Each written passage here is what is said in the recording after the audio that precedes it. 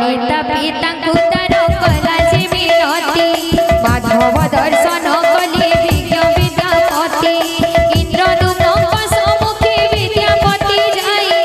प्रभु रूप वर्णना बखाणिले तहि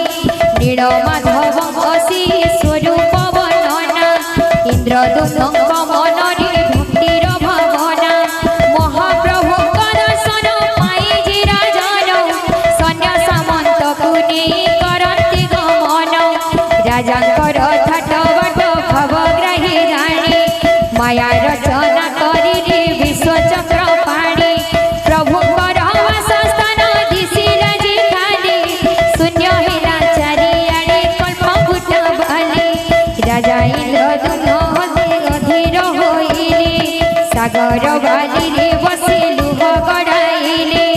आकाशरु शून्य बाणी आसिला जे भासी सागर रे दिव्य दारु आसु अच्छे भासी